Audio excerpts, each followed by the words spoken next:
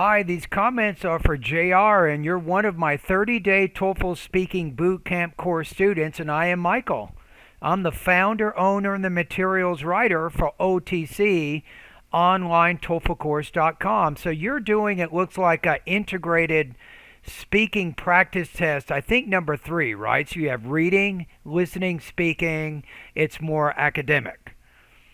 Okay, let's listen. Let's see how you did on this one. I'll listen to the whole thing once without making any comments. The second time, I'll give you my estimated score along with some feedback. All right, thanks, JR. The article is about commitment device, which is defined from the passage as a plan or arrangement that people make in advance to ensure that if conflict occurs, they will continue to work on their goal. And the professor provided an example of himself to illustrate this.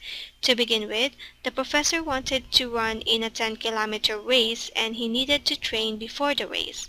So he planned to train in the morning and intended to wake up early.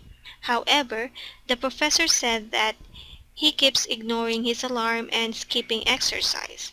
He stated that he cannot really commit to his plans on waking up early. The professor decided to ask his friend to make an arrangement to meet and exercise together early in the morning.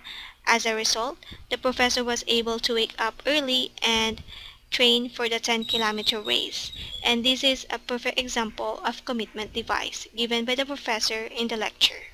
Okay, so I think overall everything was going pretty well, I think, except about midway through the response, you shifted from past tense verbs to present tense verbs, and that began to collapse the structure of your response. So it's those kinds of inconsistencies, right, that will break apart what you're trying to do. So be careful if you talk about the professor and his experience and you begin using past tense verbs to explain his ideas, then you are expected to continue in that same time frame. Okay, so my first impression right now is I think because of some language use issues, maybe 8 to 10 different verb tense errors, I'm going to put you in the low three, maybe around 3.0, maybe 22 to 23 points out of 30 on this practice test. So let's listen to it one more time. Let's see if we can find out when you kind of went off the cliff with your grammar. All right? So let's listen to it one more time here. All right, here we go.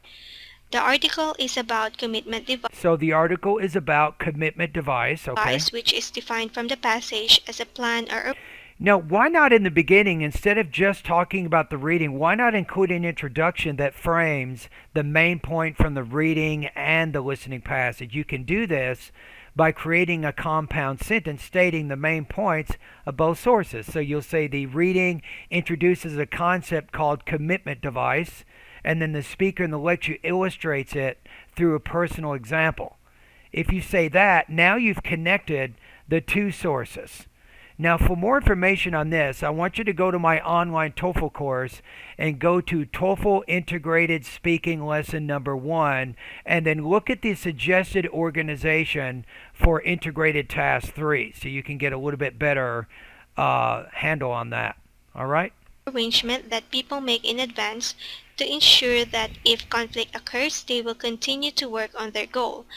So notice how you're talking about everything in the present tense there. I think that's fine. So this is called the literary present you're using to summarize academic information. That's a very common verb tense. And the professor provided an example of himself to I would say, and the professor provides an example of himself too. So I would stay in the present there. illustrate this. To begin with, the professor wanted to run in a 10-kilometer race and he needed to train before the Okay, so now you're saying the professor wanted to run. Okay, so this makes sense. You're talking about the professor who wanted to compete in some race or whatever, and you're using the past tense verbs to talk about his example, and that's fine.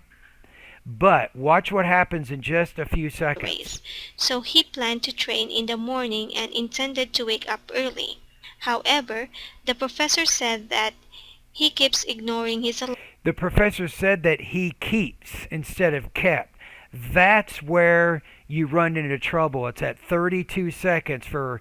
So for some unknown reason, actually I know why you're doing it. We do it a lot in speech. You're trying to use a historical present to make it more immediate, to kind of bring to life the story that you're telling. But I think I'm going to look at this as a verb tense error.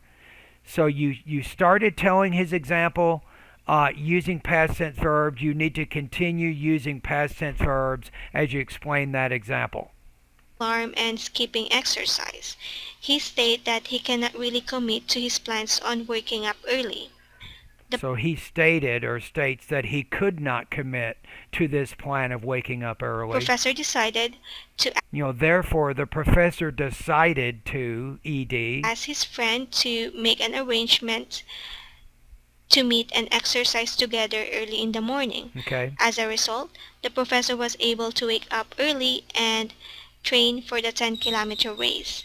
And this is a perfect example of commitment device given by the professor in the lecture.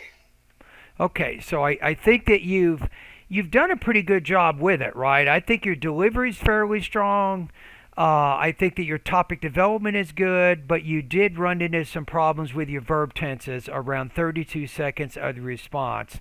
Consequently, I'm going to put you at maybe 23 points on this particular practice test. So be careful about verb tenses.